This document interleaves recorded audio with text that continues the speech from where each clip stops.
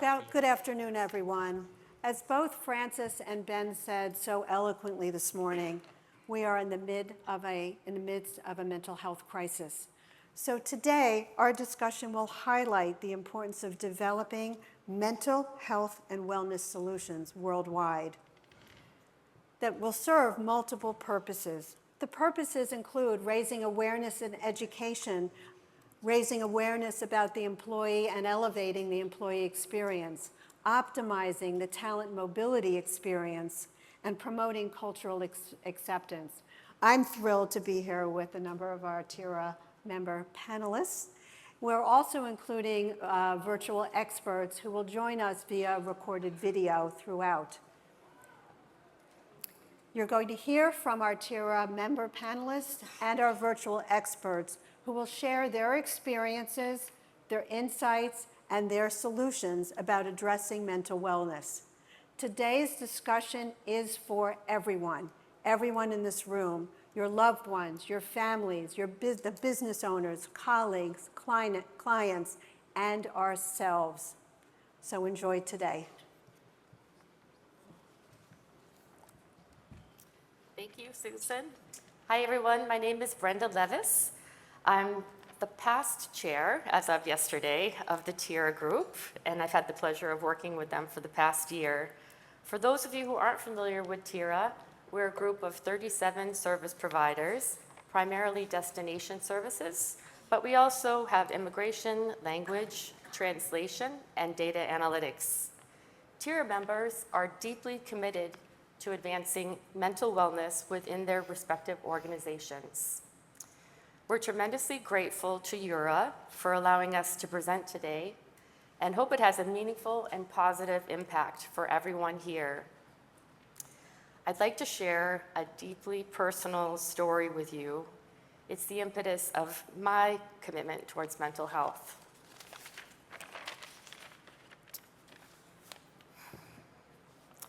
February 16, 2024, just over a year ago. It was a Friday afternoon, 5 o'clock at the end of a busy work week and the start of a holiday weekend. I was driving home from the office when I got the call. The phone call that no one ever wants to receive. It was NYPD on the line, just like something out of a movie. Only this time, it was reality. They asked me if I had a brother. They asked me if he suffered from mental health issues or depression. They asked if he owned a gun. A flood of emotion and paralysis ensued. I pulled the car over to write down the address of the police station they'd asked me to come to. When I arrived, we went upstairs to a tiny interrogation room where they continued to question me about my brother's mental health. They still had not shared whether he was okay, and it felt like an eternity before I could muster up the courage to ask. Deep down, I already knew the answer. This was a phone call I had worried about getting 3 years ago, 5 years ago, 15 years ago. My brother was an incredibly smart guy. He was Ivy League educated and extremely accomplished, having worked as a CTO in the US and Europe. He retired early and traveled the world, looking for happiness, meaning, and purpose. He generously dedicated the last 3 years of his life to helping my company with our IT needs. We shared an apartment in New York City, and for the previous 9 days, he had stopped talking to me. It was beyond uncomfortable, and I could feel the situation crescendo. I had visions of him leaving the house and not coming back, and I envisioned the possibilities of how this situation was going to end. Who can I share this with without violating his trust? Who can I call for help? What can I do to prevent this? These were desperate questions during the last 9 days. A recurring situation from 3 years before, when during COVID, my brother advised that he was ready to end his life. A childhood diabetic, his kidneys were failing, and there was a 7-year waiting list for a transplant. This wasn't only emotional issues he was dealing with, it was compounded by health issues as well. He wanted to take control of how his life ended, rather than giving the power to the disease. After phoning suicide hotlines and speaking with therapists, one of the best pieces of advice that a colleague offered to me was to lean into the situation instead of trying to stop it. To let my brother know that although I disagreed with his decision, it was his life. I loved him and was here to support him. The second valuable piece of information that someone gave me was from a therapist, was to write a letter to my brother and to say everything I needed to say to him. Letting him know how much he was there, how much he was loved and valued, helped to buy us 3 more years of time with my brother Ed. When he passed, my family chose to be transparent when sharing the details and the circumstances of his passing.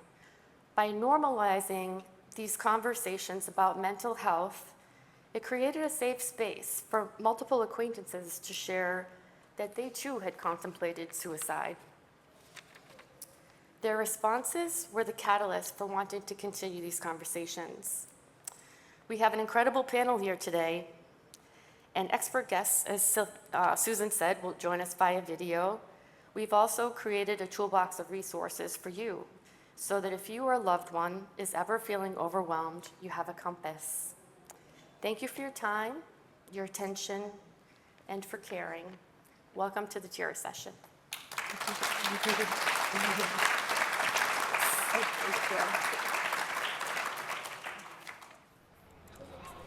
This is it. It's okay. I can't believe I'm actually here. New York City. Wait. Everything's too much. It's too loud, too fast. Why are there so many people? Everyone is moving so quickly. The buildings are massive. What if I get lost? They say I should be excited. This is the opportunity of a lifetime. Can I do this? Will I be safe? Will I survive here? Can I even afford the lifestyle?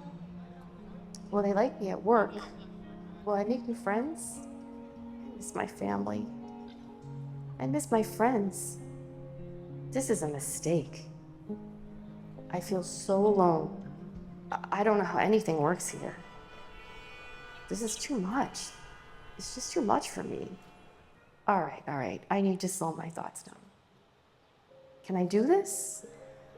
What if I'm not enough? You are enough.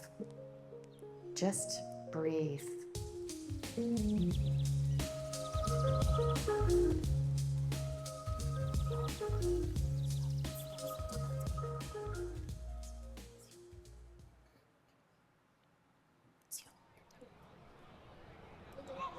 This is Sorry.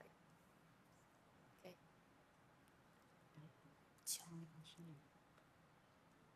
Might have to help us see. Mindfulness does not have to take a long time. Even 1 minute is proven to pack a big punch. So I'd love to invite you to join me in a micro mindful practice. I'm going to ask you, if you're comfortable, to join me in a comfortable seated position. Before we get started, I want to ask you to take time to ask yourself if this is something that you're comfortable doing. You can observe, you can follow my guide, or you can do anything in between. It's important for you to listen to yourself and make a choice that's in your best interest. If you're going to join me, you can join me by closing your eyes and just take a few breaths at your natural pace.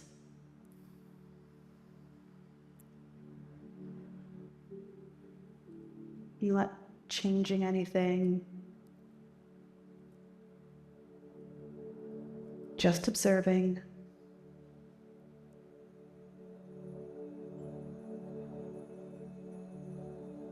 Noticing where you're feeling your breath most.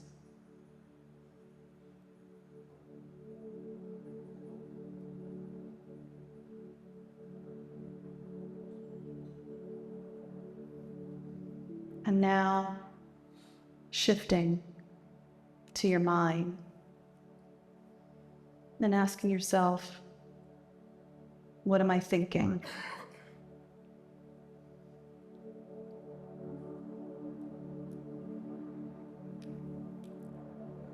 Maybe something is popping up, maybe nothing. Whatever comes to mind or doesn't is okay.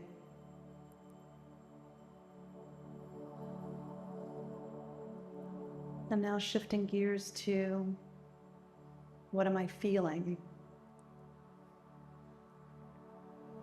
What emotions, if any, are popping up? Remembering there's no good or bad emotion.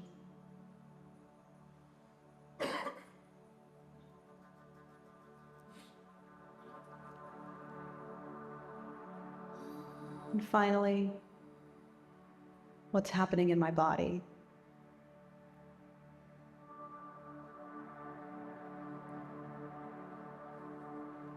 Is there pain somewhere? Maybe your stomach's growling.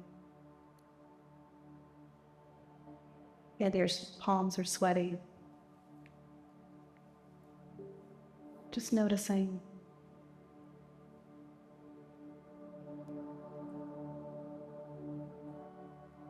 And now shifting back to our breath.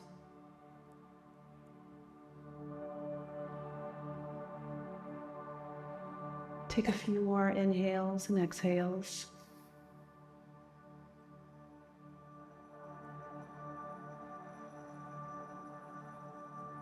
And when you're ready, you can open your eyes, wiggle those fingers and those toes, kind of look around. What do you see? Get oriented back into the space. We call that taking a pause.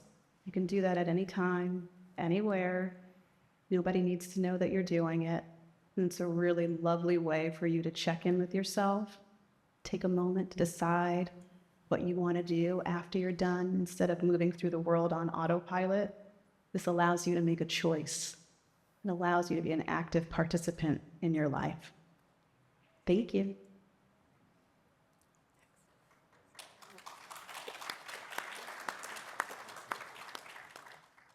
So first we want to talk about some current data and trends. In case anybody can't see them on the screen, I'll share them with you.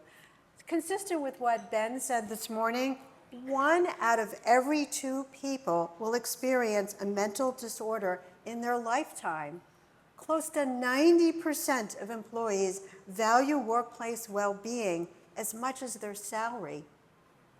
Financial wellness is correlated with good health, while financial stress, including a high income debt ratio, puts physical and mental health at risk.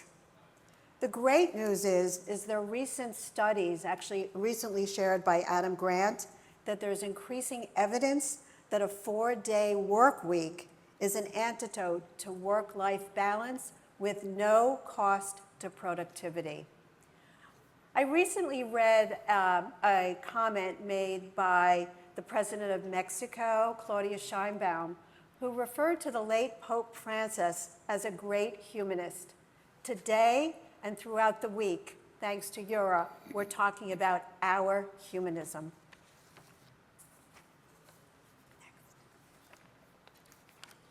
Next, we want to talk about the 8 dimensions of wellness, and we'll be happy to at some point if you'd like that resource.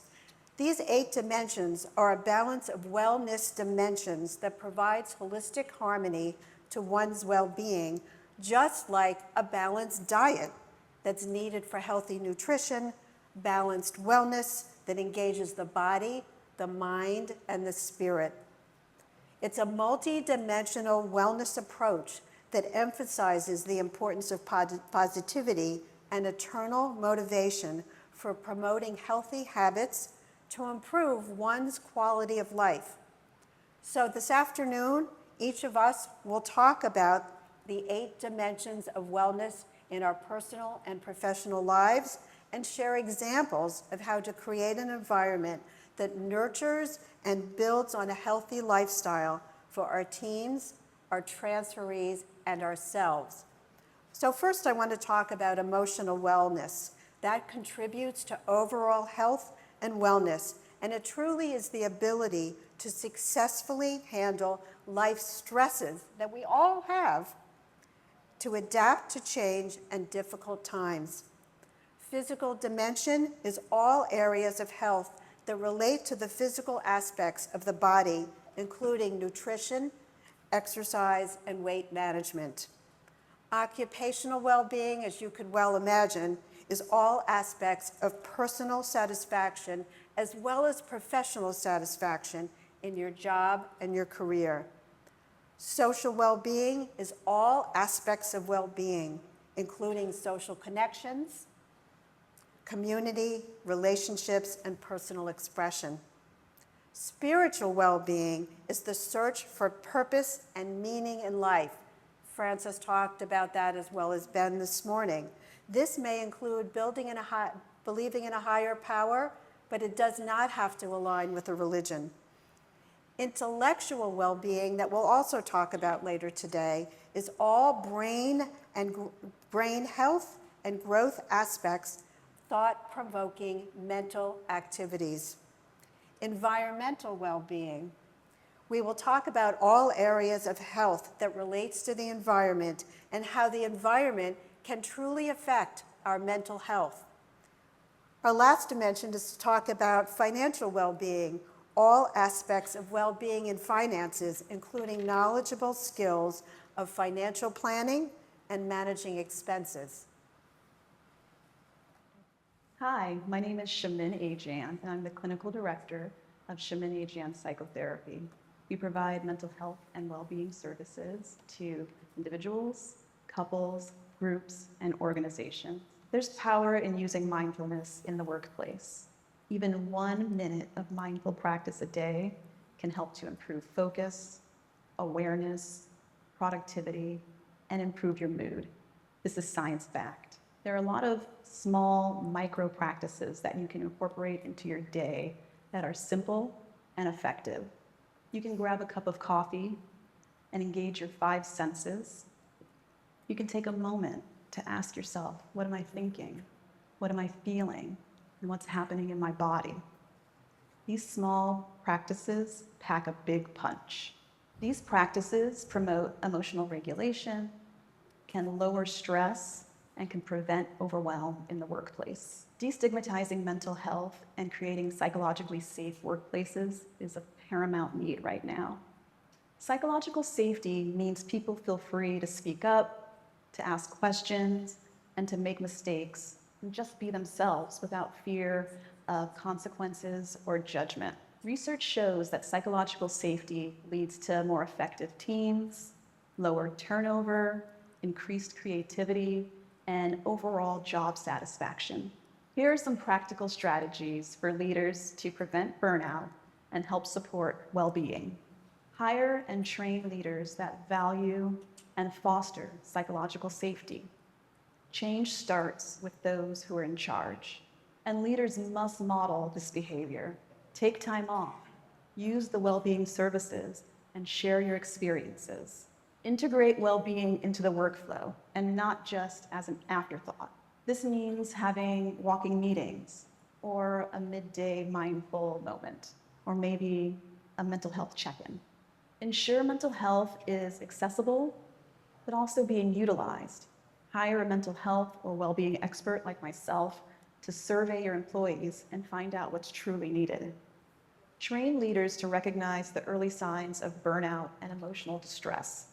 This might include irritability or disengagement or more frequent absenteeism or differences in their work performances, and give them the tools they need to be able to have compassionate, open dialogues with the employees that lead to support rather than shame. Proactively support well-being before the crisis hits. Prevent the fire instead of rebuilding the forest. So Shamin did a wonderful job about talking about wellness in the workplace, and I want to turn the mic over to Irina, talking about wellness in the workplace, because you and your team the last 3 years have been through tremendous chaos and uncertainty. How did you and your leadership team establish priorities during this very unanticipated, brutal situation? Thank you, Susan. In our office, before we started thinking about mental well-being, the first thing we asked, how physically safe are you? Being in the offices where we have multiple wars, Russia, Ukraine, Armenia, Azerbaijan, that was the first one. When the war started in Ukraine, 3 years ago, the first question we asked, are you safe? And as a company, we were committed to supporting our team in anything to make sure that they do feel safe. We relocated our team members from Ukraine to wherever they felt safe, same for Russian team. And we took a decision, and we were very vocal that we don't question the people's choices. And we actually were supporting whatever people wanted and wherever and however they felt safe. And at the same time, speaking of vulnerability, we thought it would be very important for us as the leaders of our organization to actually be open at how we feel safe and where we don't feel safe. So the physical one was number one. The second one was really emotional safety. We decided that we need to turn our office into some sort of sacred space. Because in a lot of our offices, in a lot of our countries, it's not safe to be who you are outside of our office. So we thought, okay, as a company, we will commit to, once you are in the office, you can be whoever you are. You can practice whatever religion you are. You can literally do what you want to be, as long as there is a lot of trust and respect. So that was a big one for us.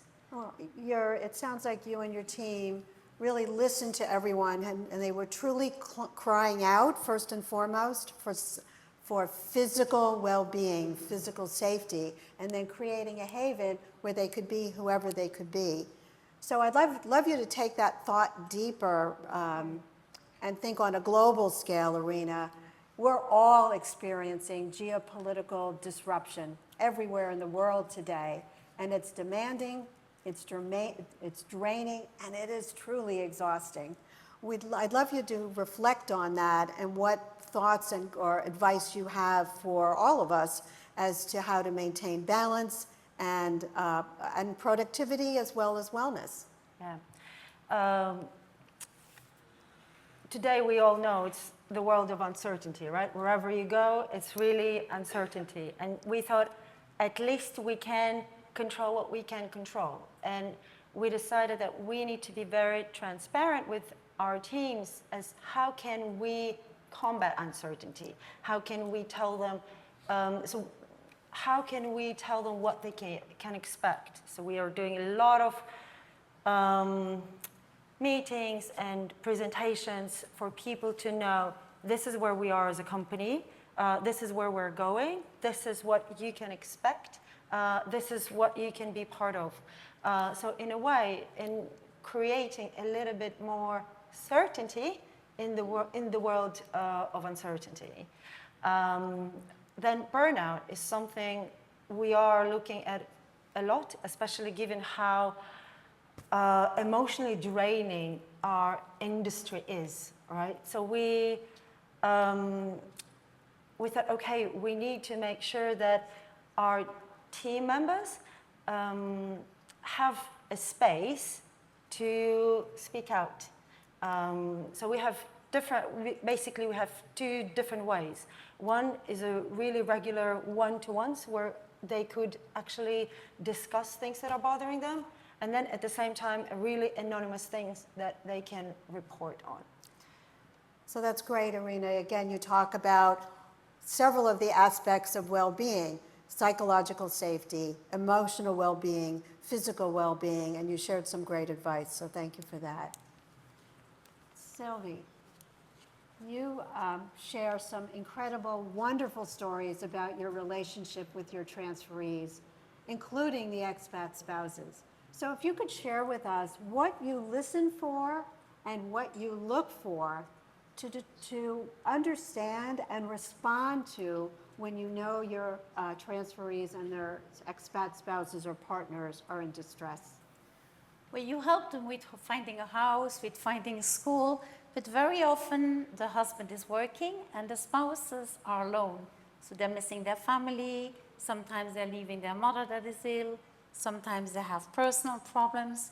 So having a cup of coffee with them and asking and giving them time and listening to them is very important. And just recently, we also had people that passed away where the spouses were abroad and the husbands were working in Luxembourg. HRs don't want to be involved. And then they try to just cover back and they ask you as a relocation company, can you deal with it? So I welcome spouses at the airport where afterwards I had to go to hospital where I had to take care of the apartment, knowing that I was going into personal items of people. Wednesday, before leaving for the conference, I had an HR calling me from a CEO of a bank saying that the spouse had a brain bleeding. So I immediately asked, how can I help? And then they said, well, listen, if you could just stay in touch with the husband, he's Brazilian, his English is not very good, she is in intensive care, they had a 14-year-old daughter, so we are on WhatsApp every day. I just communicated with him to see, listen, if you need anything, you can call me day and night. My phone is on, you can call me. If you need translation help, just ask.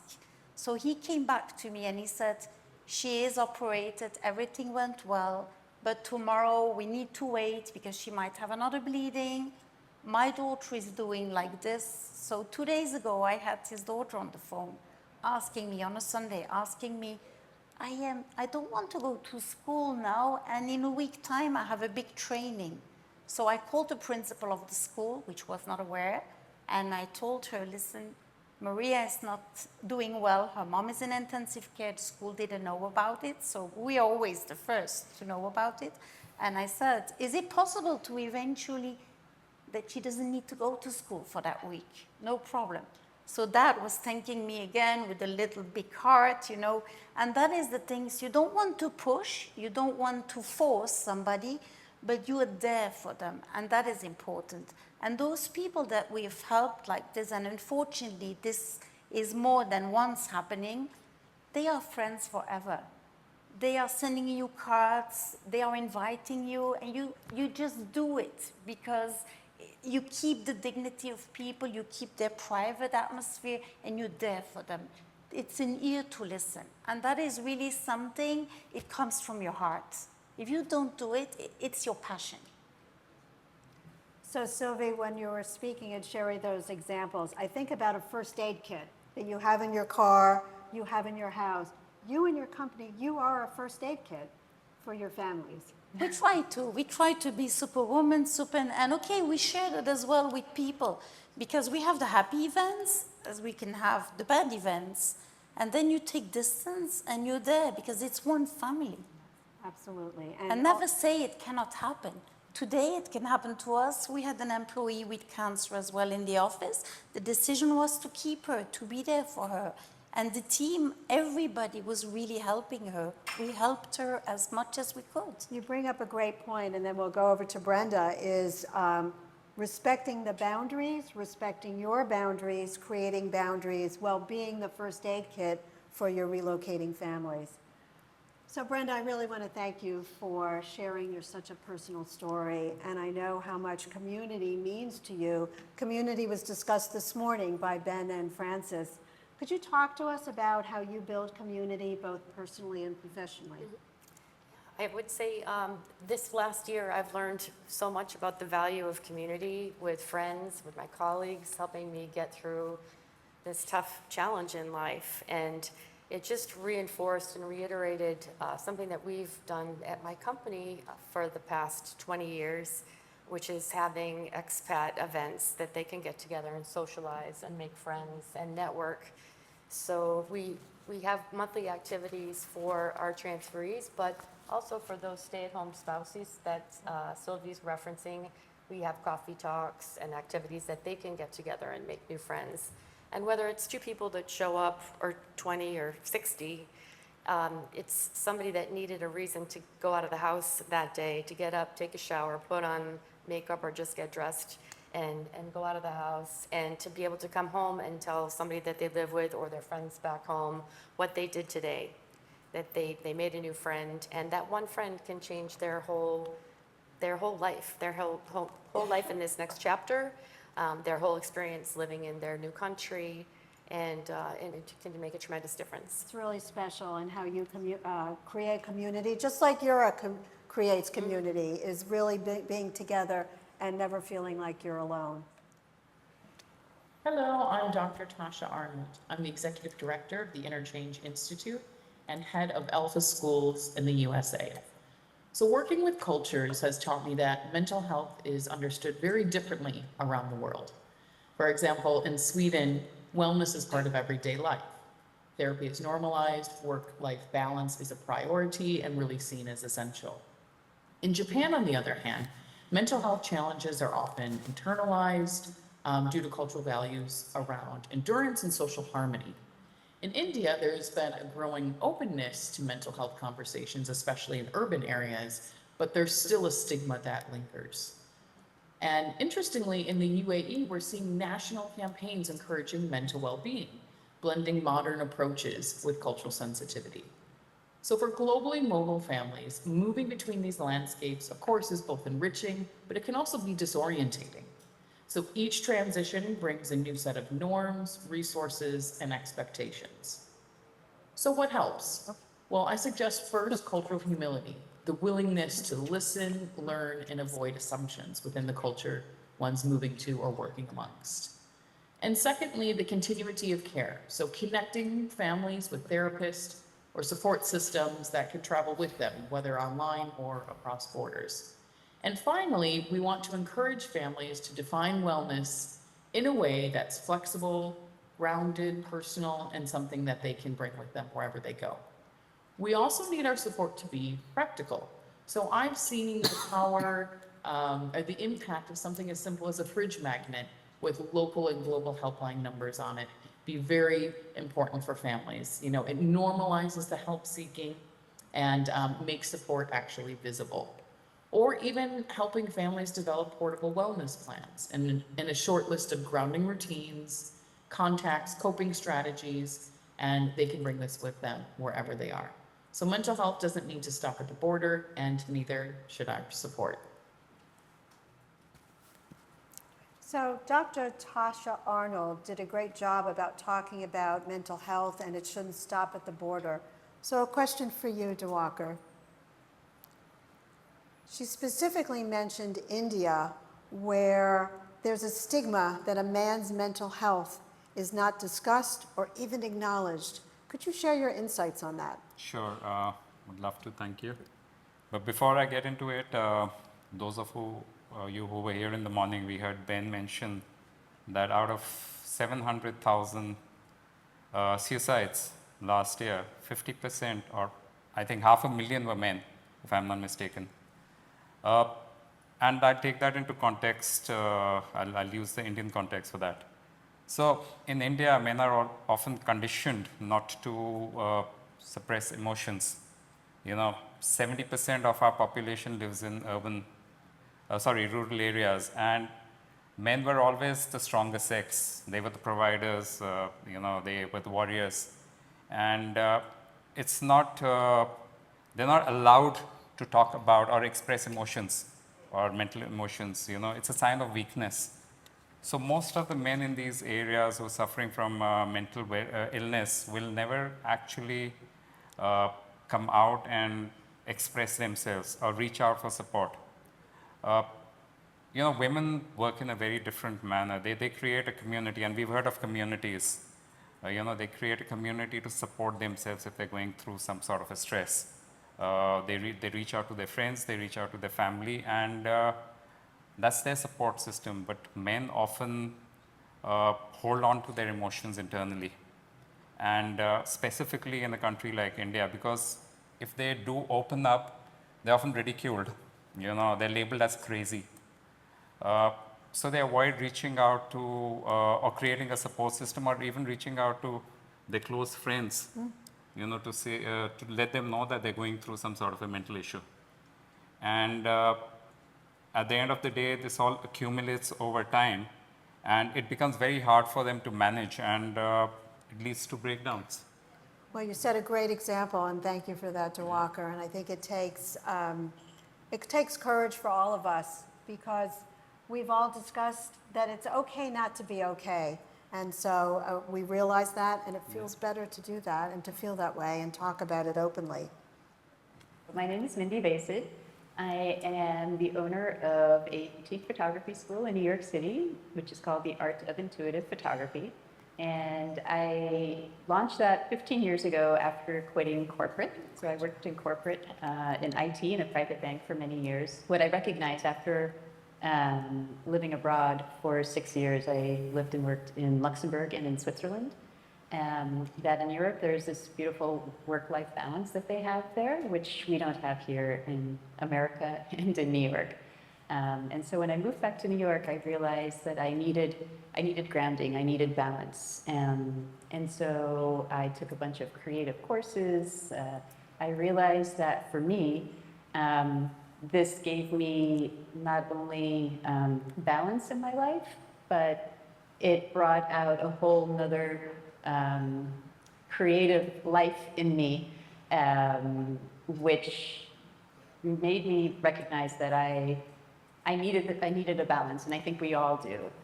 Working in corporate, one can get really stuck in one's head, and it's really important to have an outlet in order for there to be a release of stress.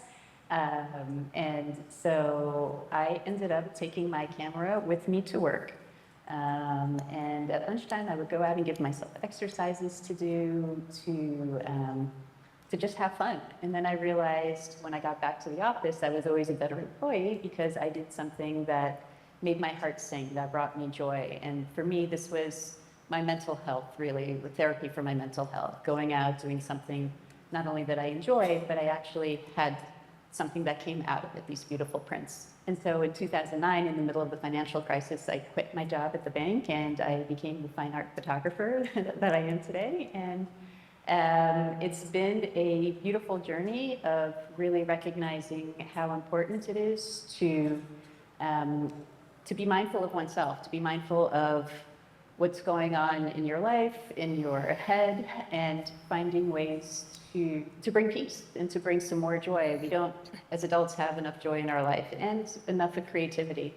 So when I founded the school, what was important for me was to bring about this intuitive manner of really paying attention to what's in our mind, what's in our thoughts, what's speaking to us internally, and then translating that into a photograph. And so we teach children from the age of 8 to 88. We teach everyone. Again, I find that it's really important to be able to let go of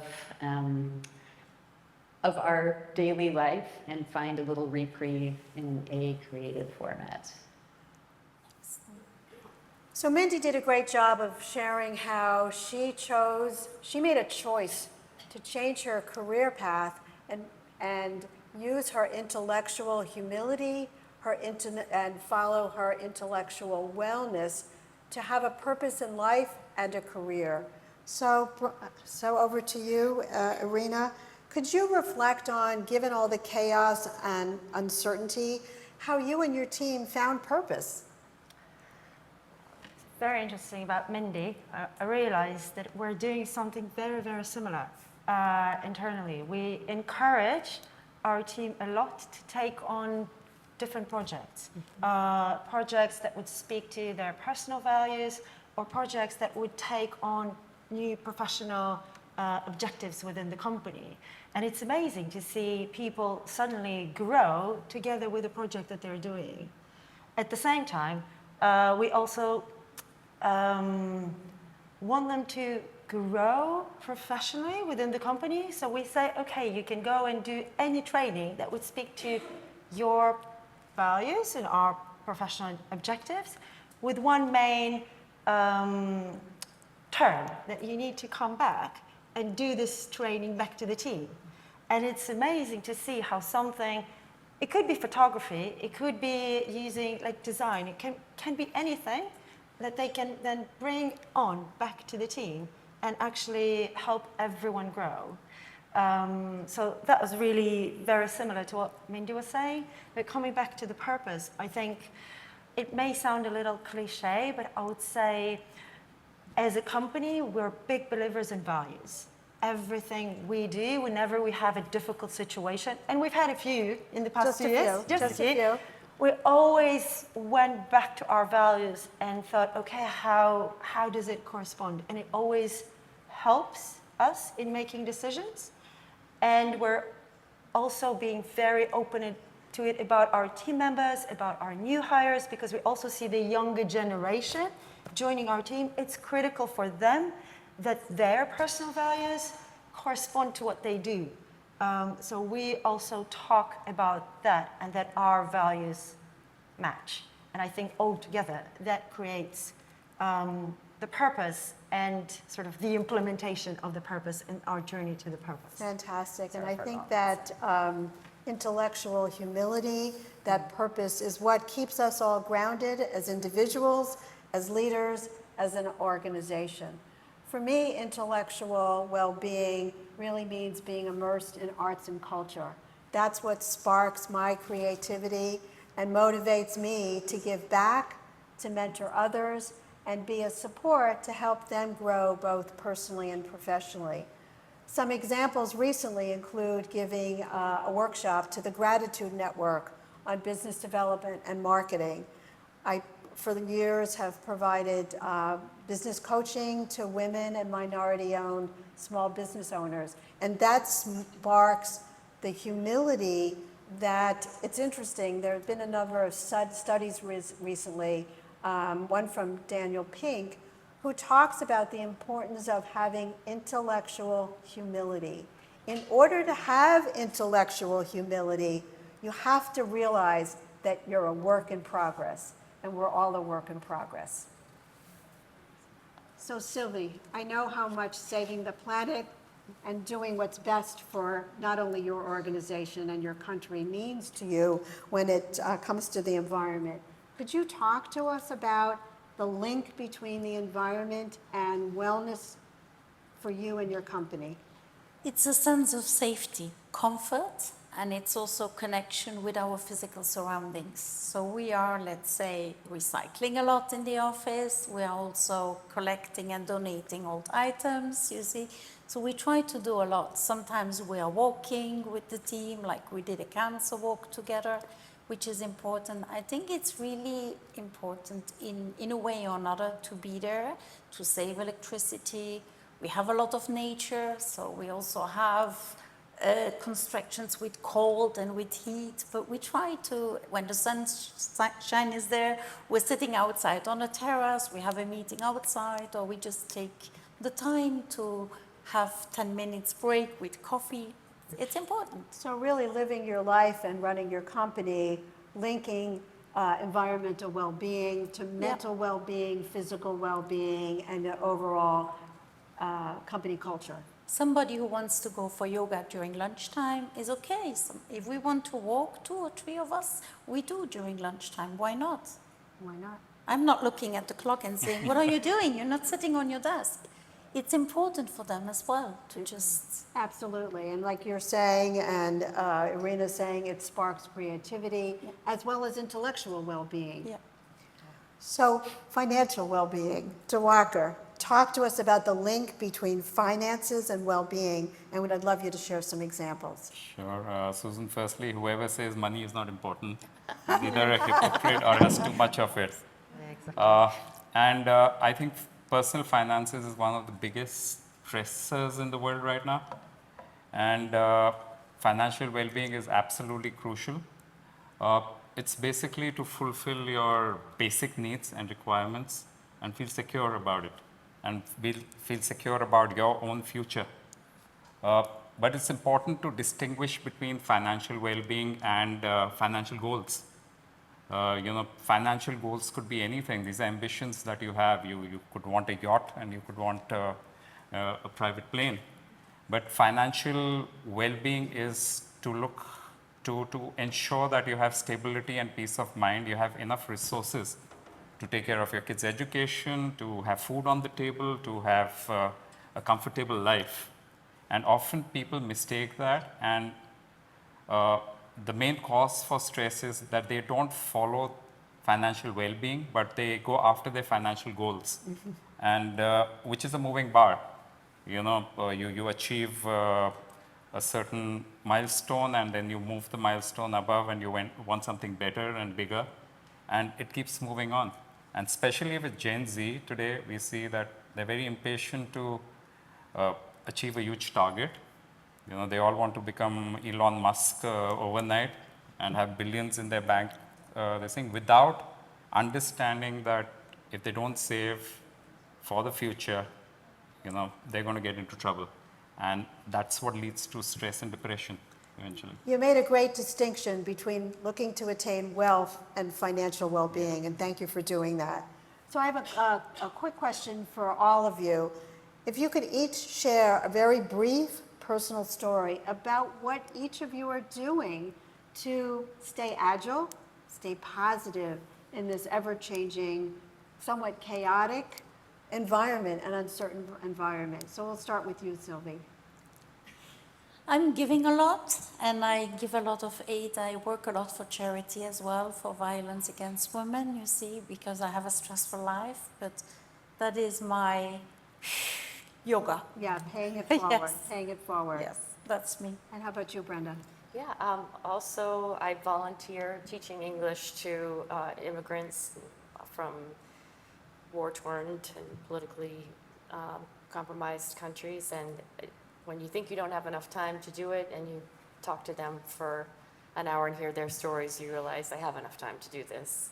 So that's a big thing. And I love to get out into nature as well with my puppy and get out in the park in some green space and snuggle with a puppy. That's always very good for your mental health. So it fills your intellectual well-being, your social well-being, your personal well-being, and certainly a cuddly puppy. You can't beat that.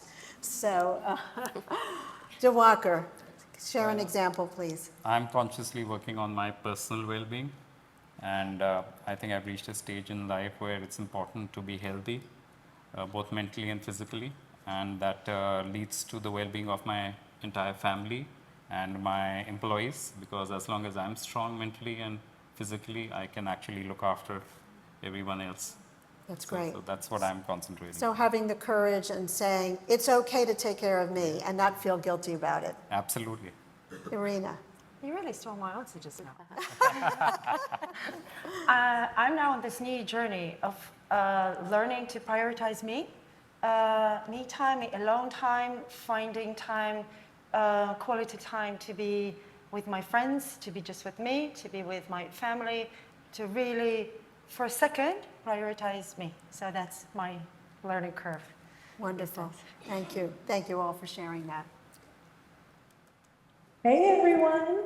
What a wonderful day it's been, right? I'm sure you've gotten tons of insightful, valuable information today, but I'd like to just take a moment and give you one last spark of wisdom before we go. Now, today's current state of affairs and the climate is definitely in disarray, and that's on all fronts. It's a bit of a mess out there, and it's draining, right? With positivity, compassion, and benevolence on the decline, it's as if our light has been snuffed out. Speaking of burnout, I want to show you something. This represents each of us when we feel burnt out, that exhaustion, or just dimmed by life's challenges. It's that space right before all hope feels lost. Now, this represents someone in our orbit.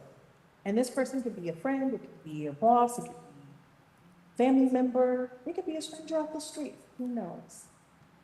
But what we do know is that through a simple, small gift of their time, talent, or treasure, they spark and reignite us. Whether it's volunteering, maybe it's providing a service, it could even be something as small as a smile. They light us up. And here's the best part. The light doesn't diminish from one person when it's shared. It actually grows. And we enhance each other. That is what I like to call the power of empowerment. We don't reach success alone. We rise because someone lifts us. And in turn, we have the opportunity to do the same for someone else. The world needs more kindness, more connection, more giving, and more empowerment. When we uplift others, we rise together. It's good for the world, and it's good for ourselves. So, let's start. Let's reach out. Let's connect, and let's spread our light. I challenge you to lift someone up this week. Take part in creating a world where we can all feel seen, heard, and supported. My name is Erica Jeffries. I'm the Director of Impact and Engagement at the Gratitude Network, and this has been your Spark of Enlightenment. Thank you.